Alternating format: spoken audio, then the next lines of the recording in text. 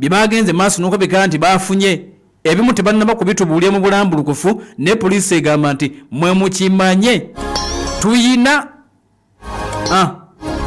tuyina gadgets nnyingi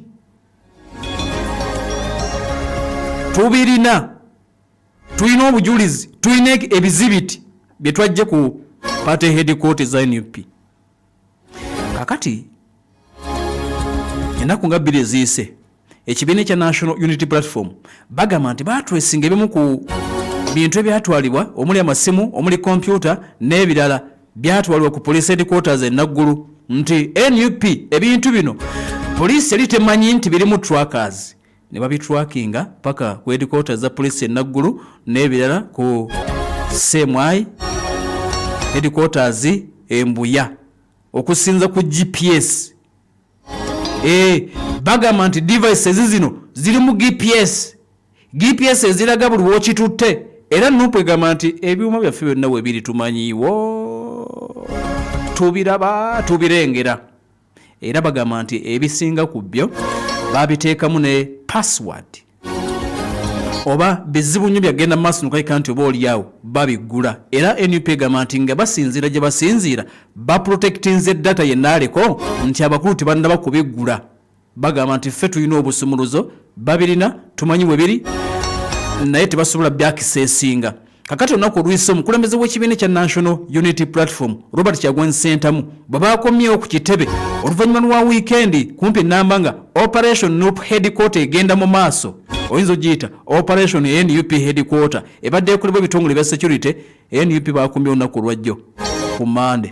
kulembeze w'ekibiina kya National Unity Platform Robert Kyagulanyi Ssentamu n'ategeeza nti ebintu bingi byagenze maaso n'okulabika nti byatwaliddwa kakati bwe bwawungeeredde ebimu ku bifaananyi of course era ebyateekeddwayo omukulembeze wa NUP nga biraga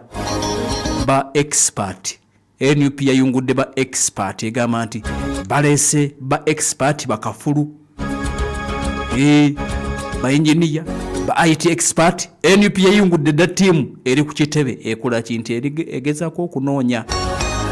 bagezako okunoonya buli kantu akayinza okuba nga kalekeddwawo poliisi egamba nti n'ebizibiti byatutte NUP yegamba nti abo balina ne bebalese wano baagala okututulakinga baagala okututega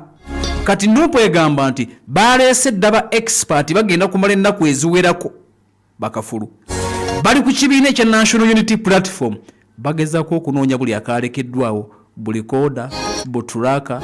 mu kamera bonna bagambye bagenda kubunoonya okumala ebbanga ekifo kibeere seefu gye bali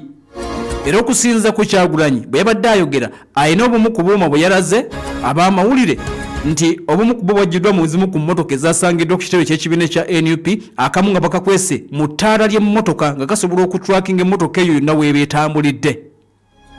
kaakati ekigenda mu maaso poliisi egamba nti ina bye yatwala ng'ebijja ku kitebe ekya NUP egamba nayo si nsiru ebintu ebyo poliisi tesobola byakiseesinga nadda kompyuta n'amasimu ate era ekirala ekigenda mu maaso akaseera kano NUP egamba nti ba expert ebaleese balina okumakinga sure nti banoonya buli kuuma bali mu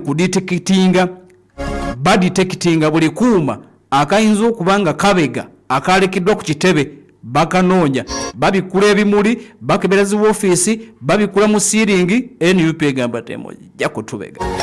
embeera nga weegenda maaso n'okuba nti etambula we naataddeko Pal FM ekula eri omuntu wa bulijjo